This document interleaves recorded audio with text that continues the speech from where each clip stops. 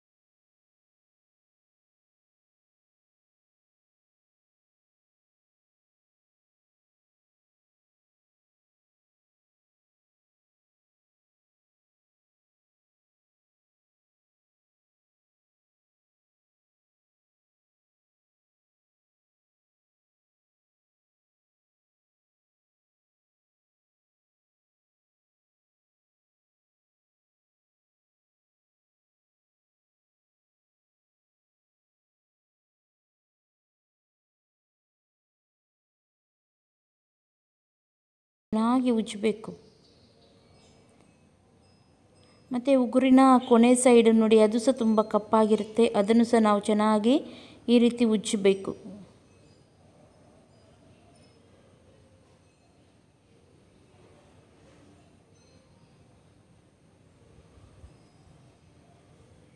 ತುಂಬ ರೀತಿಯಲ್ಲಿ ಮಾಡ್ತಾರೆ ಉಗುರದ್ದು, ಆದರೆ ನಾನು ಸುಲಭ ರೀತಿ ಮಾಡ್ತಾಯಿದ್ದೀನಿ.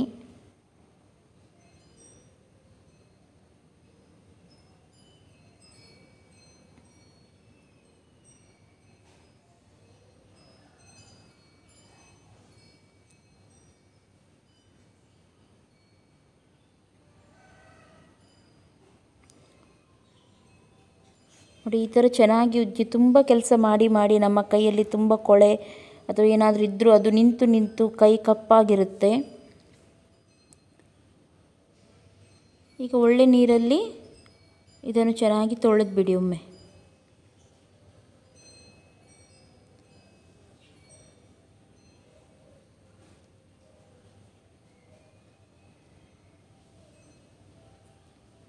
ಮತ್ತು ಇಷ್ಟೊಂದು ಬಟ್ಟೆಯಲ್ಲೇ ಒರೆಸ್ಬೇಡಿ.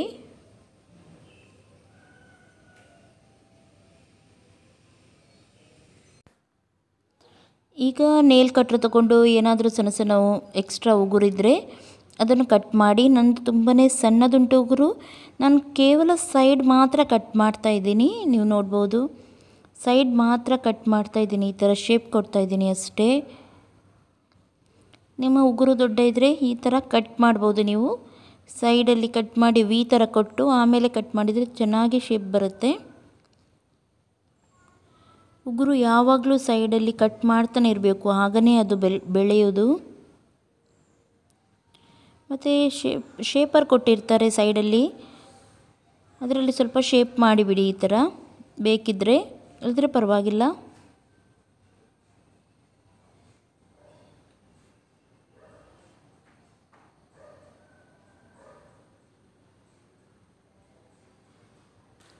ನೋಡಿ ಯಾವ ಥರ ಕಾಣುತ್ತೆ, ಈ ಥರ ಕಟ್ ಮಾಡಿ ಇಟ್ಟರೆ ಆಯಿತು.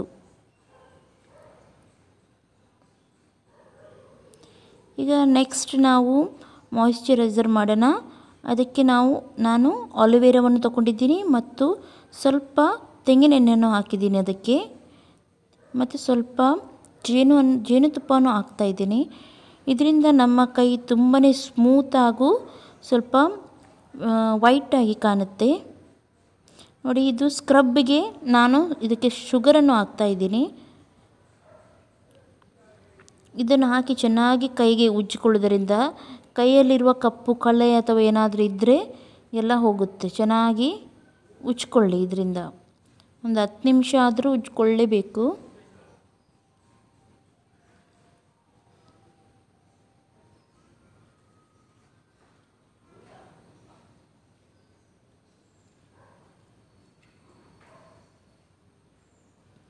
ಲಿಂಬೆಹಣ್ಣು ನಾವು ಹಿಂಡಿದ್ವಿ ನೋಡಿ, ಅದರಲ್ಲಿ ಈ ರೀತಿ ಉಜ್ಕೊಳ್ಳಿ, ಇಲ್ಲದ್ರೆ ಕೈಯಿಂದ ಸಹ ಉಜ್ಕೊಳ್ಬೋದು.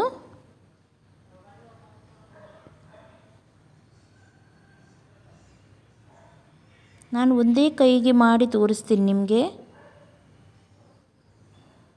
ಆಮೇಲೆ ನೀವು ಡಿಫ್ರೆನ್ಸ್ ನೋಡ್ಬೋದು. ನನ್ನ ಕೈಯಲ್ಲಿ ಆಗುವ ನೋಡಿ, ಎಷ್ಟು ಕ್ಲೀನ್ ಆಗ್ತಾ ಉಂಟು ನೋಡಿ, ಕಾಣ್ಬೋದು ನಿಮಗೆ, ಕೆಂಪು ಕೆಂಪು ಆಗ್ತಾ ಬಂತು ಕೈ. ಈ ಥರ ನಮ್ಮ ಕೈಯಲ್ಲಿ ಏನಾದರೂ ಕಲೆ ಏನಾದರೂ ಇದ್ದರೆ ಅದು ಹೋಗುತ್ತೆ. ನೋಡಿ, ಈ ಥರ ಬ್ರಷ್ ಇದ್ದರೆ ಉಗುರನ್ನು ಚೆನ್ನಾಗಿ ಒಳಗಿನಿಂದ ಕ್ಲೀನ್ ಮಾಡಿ.